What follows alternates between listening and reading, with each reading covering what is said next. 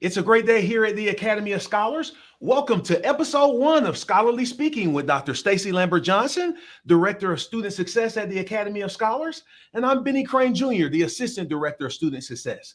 Today, we will be talking about why public school educators choose private schools at a greater rate than the general public. Thank you for joining us for today's live session.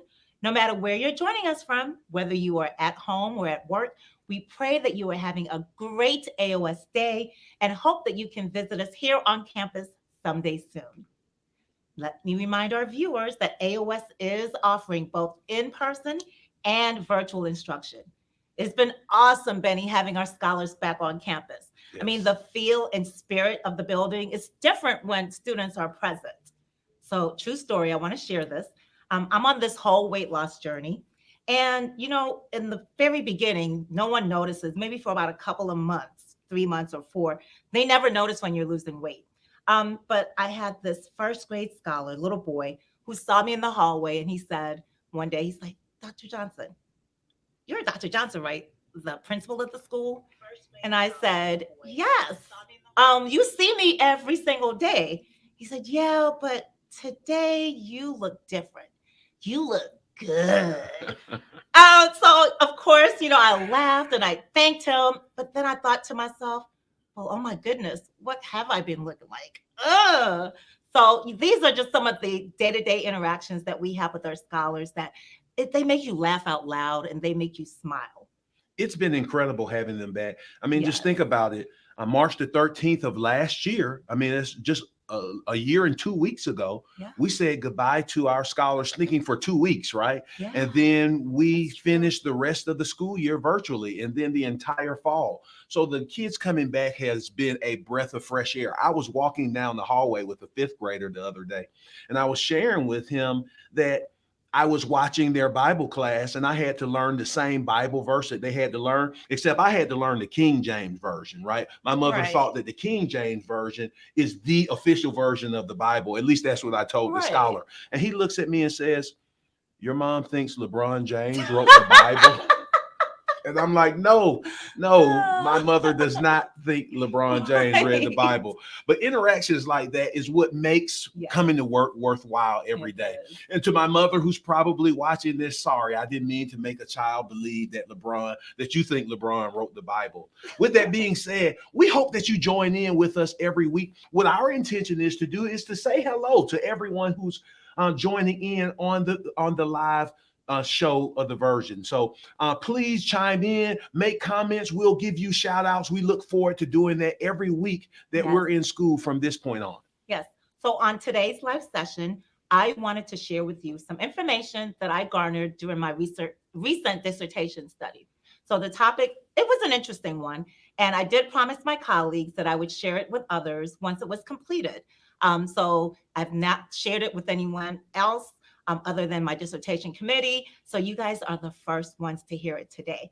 So today, Benny and I will use an interview format to share some of that information. Yes, I get to interview the great Dr. Stacy Lambert-Johnson, right? So, Stacy, you've been a school administrator for over 2 decades. What year in education is this for you? Okay, so Benny, I know I don't look it, but this is my 27th year in education. Wow, that's amazing. So that has to mean that you've been educating children for over half your life, right? Yes, Benny. I don't look it, but yes, I have. I have been educating children for over half my life. I started in 1994 as a pre-K instructional assistant in the public school in Tallahassee, Florida. I then became a teacher in Tallahassee's first charter school. I was then recruited at Florida State University by Cleveland Public Schools, and I started there as a teacher, then an assistant principal, and then a principal. I stayed with the Cleveland schools for 17 years, and then I worked in a suburb of Cleveland as a principal. And then in 2016, I was hired through a nationwide search as the Chief Learning Officer, now Director of Student Success at the Academy of Scholars. I've been blessed. I've been at AOS ever since, and I absolutely love it. So that means you were a public school administrator for much longer than you have been for a private school. Yes, I have. I just have a profession. I love the profession. I have a passion for it. And I know firsthand the impact that great educators can have on students. Now, Stacy, one of the things that I love about Stacy and amongst all the things is how well informed that you want to be. Yes, You put the work that's true. in. You didn't just come in and say, "Hey, I've been an administrator for umpteen years, so I'm good." You wanted Mhm. to know what a great independent school looked like. So right away, the two of us visited other great independent schools to figure out, okay, what is it that they do? You started doing the research to find out why are independent schools, why are private schools so attractive? And ultimately that led to your dissertation. Yes, it absolutely did. So when I relocated to Atlanta, I decided that I wanted to pursue my doctoral degree. And I started in the spring semester of 2017. So when it was time for me to select a topic for my dissertation, I immediately thought about my experience in the public schools compared to my experience in an independent private school. So one of the first things I noticed after taking the job at AOS was how many of our parents were public school educators. The number was staggering. Not only teachers, but also assistant principals, principals, academic coaches, counselors, and college professors. And I really wanted to know why.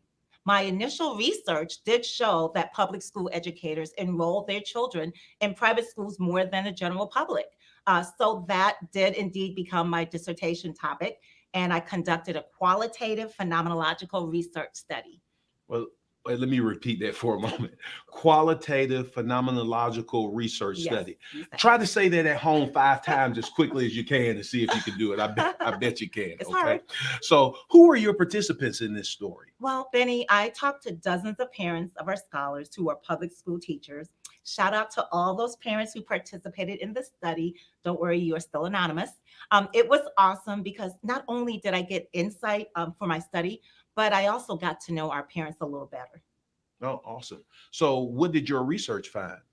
My research found a lot, Benny. But let me first explain the breakdown of my study. So there was one research question, the big question that I wanted to get answered, and that was, of course, I already shared why public school educators enroll their children in private schools more than the general public. Answering this question led to other questions, which basically summed up why parents choose great schools like ours. Those questions are called sub questions. So I had three sub questions, and the first sub question was, what factors influence why educators send their children to private schools? What perceived condition of public schools influence educators to send their children to private schools? And how do public school teachers' belief systems influence their decision to enroll their children in private schools? I'm sure parents that are watching and or will be listening to this are very interested in this because who better to choose a great school Yeah, than those who are teaching or in the trenches for a living, right? absolutely. So, hello to everyone who's joined us. It looks like that we're up to 17 people and counting. Thank you for coming in. Remember, make those comments and do us a favor. Call and tell your friends that we're live right now and let them know that Dr. Stacy Lambert-Johnson is about to break down her groundbreaking research, which show why public school teachers choose private schools for their children. So, Benny, today I'd like to talk about just one of the sub questions from my study, and that is what factors influence why educators send their children to private schools, and provide a little bit more insight into what the participants said about particular factors. So, the first factor is physical and environmental. The other factors that appeared most frequently during the analysis of the interview transcripts were social and emotional factors, academic factors, and research conducted by parents. So, what we'll actually do is each week we will discuss one of those factors and the themes that emerge during our live sessions. I'm excited because this is the first time I'm getting to hear about your study, at least in depth. So Yes. here we go. Well, as it relates to physical and environmental factors, public school parents' perceptions of the environment at AOS were leading reasons for their decisions to enroll their own children here. Several aspects of the physical environment were discussed. These were recurring themes that surfaced during the interviews. It is important to understand this, though. The information that I'm going to share with you is not meant to bash public schools, not at all. I am a product of public schools.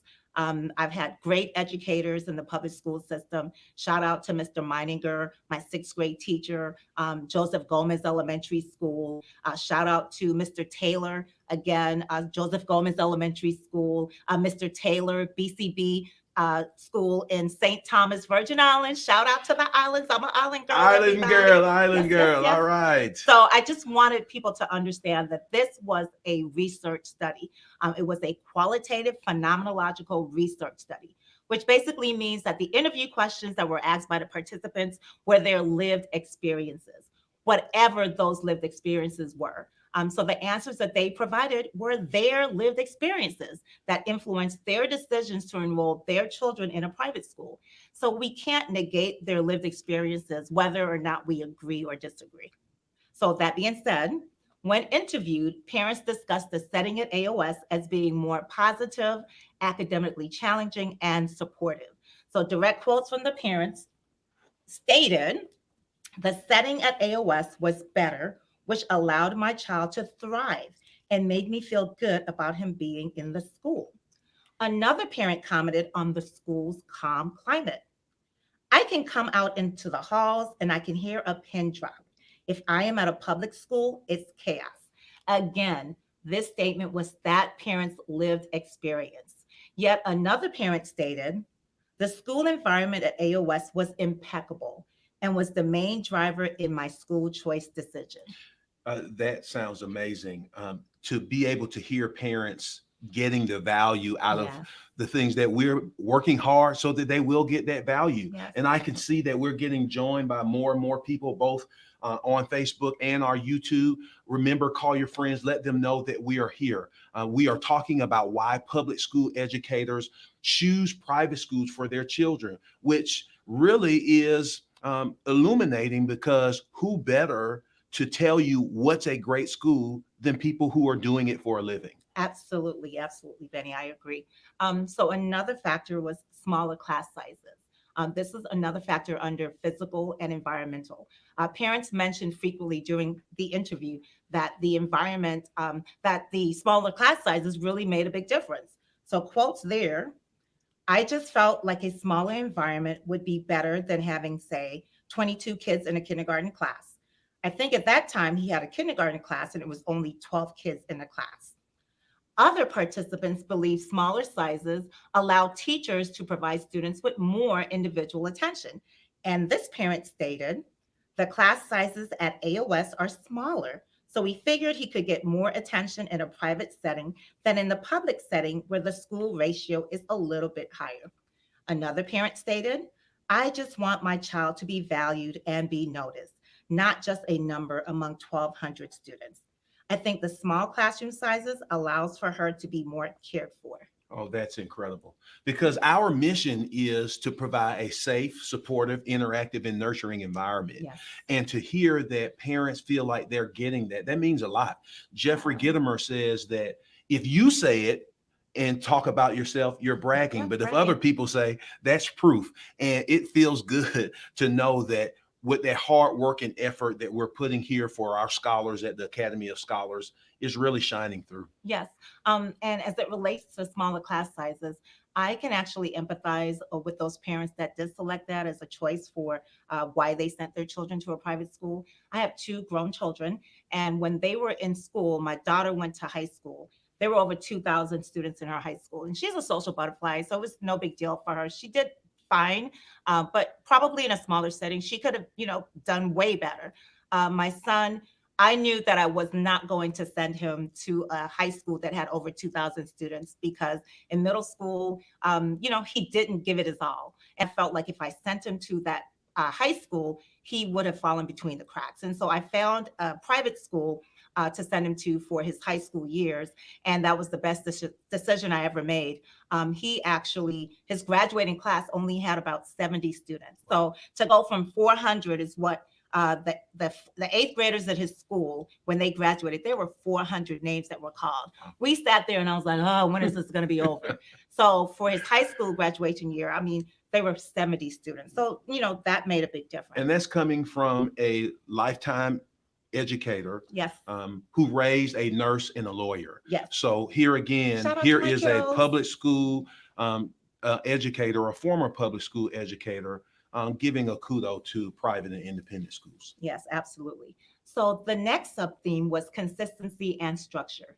And speaking of her public school experience, one parent shared, the lack of consistency and structure could create an achievement gap for my child. Another parent stated in regards to the reason why he enrolled his child at AOS, I felt it was important to start my child's education off with structure. Yet another parent said, I like the structure of AOS compared to the loosey goosey structure of public schools. And finally, another parent stated, the structure of AOS makes it better run than most public schools. And that's a kudo to you as our leader and what we try to do as an administrative team. When whether Right. not a new teacher is in or it's a veteran teacher, we have tried to create a consistent structure, a philosophy that everyone sticks with. And Yes. no matter what happens, it's the way that we do things. It's called the AOS way. The We have a AOS. little book that we wrote about it, the AOS way. It's the manual. It's basically our Bible. So, like Benny said, it doesn't matter whether it's the new teacher that just started or someone that's been here since we started in 2013. It's going to be the exact same. It's the AOS way. Yes. So another sub theme was control. Parents appreciated that private school settings afforded them more control over the things and people their children were exposed to. One parent stated, I think in a private setting, you get a little bit more control of your environment than you get in a public setting. And I think sometimes those outside influences can be controlled a little bit more in a private setting than in a public setting. Another parent stated, I just wanted to be more in control of her social just as much as her academic. So they appreciated a greater sense of control over their children's academic outcomes as well as their social development. Control for some parents also translated to the types of children that they had in their class, to their classmates, both in terms of socioeconomic status and ability levels. One parent stated, in a private school setting, you are just kind of socioeconomically grouped and similar. Another parent said, I can trust that my child's classmates are children I would want my child to be around. Whereas the socioeconomic diversity in public school settings makes that more challenging. There was another comment. There were just very few options in terms of kids who you would trust to go to a birthday party with, or that would even have birthday parties. Another parent believed that at the private school that her child was at, the Academy of Scholars, her child was grouped with other children who had the similar drive for learning. And her comment was, I wanted him to be in an environment where the kids were more like him and they like reading and all this academic stuff. Stacy, if I may, I just want to reiterate a point that you made earlier, Mhm. that these are the answers of the participants of the study and their lived Their experience. lived experience. That being said, in order for a scholar or a future scholar to get into the Academy of Scholars, they must take an assessment to Yes. get in. We Yes. must see their teacher recommendations and the principal recommendations and see their academic record. And that's not so much to be exclusive or exclusionary, but we want to make sure that when a scholar comes in, that he or she will be able to thrive and not Yes. merely survive. Because if they come in and you have the rigor that we have and those high expectations, sometimes it can cause those behavior problems and those kind of things. And that's the whole reason why we do the things that we do. Yes, I absolutely agree. One of the things that I loved when I came to the Academy of Scholars was walking through the hallways and seeing students, scholars with books as they were walking from class to class, reading, just have it in front of them as they were walking. And then when they went to the cafeteria, they had the books sitting out there, reading while they were eating lunch. And then when they went to recess, outside, they would have the blankets out, they'd have the books down, and they're reading. And it warmed my heart, because here at the Academy of Scholars, it's okay to be smart. It's okay to like reading. Yes. So it's not a stigma. Right. Yeah. So the final theme that emerged from my research around physical and environmental factors was proximity. Several parents explained that proximity of the school to their homes or workplaces was an important determinant for them, not only for transporting their children to and from school, but also ensuring their friends and family members were also nearby in the event of an emergency. One parent stated, Location was a big thing, just to make sure I could get them to and from. Surprisingly, though, although proximity was a leading factor for some parents, others explained that even if it created an inconvenience, they were determined to find a way to enroll their child at AOS. As one parent explained it didn't matter where the school was, I was going to let my child attend anyway. Another parent said, a public school is within walking distance of my home, but the convenience of having a school nearby did not outweigh the desire I have to provide my child with a top-notch education. A top-notch education. Yes, And with that being said, we have over 40 different zip codes that feed into the school. So even though we are in Decatur, Georgia, in DeKalb County, and we do have many scholars who live in the area, we have over 40 different zip codes that feed in. So people are coming from all around metropolitan Atlanta to get this top-notch education. Right. And don't forget about AOS Online. Absolutely. Proximity is not even an issue with AOS Online. Yeah, now so you can live in another state. Like we have students in New Yes. York, we have students in Florida. So we look forward to our first Australian scholar coming soon, right? Right. So in summary, my dissertation topic, why public school educators enroll their children in private schools more than the general public, found that there were factors that influence why public school educators send their children to private schools. Those factors are physical and environmental, social and emotional, academic, and parent research.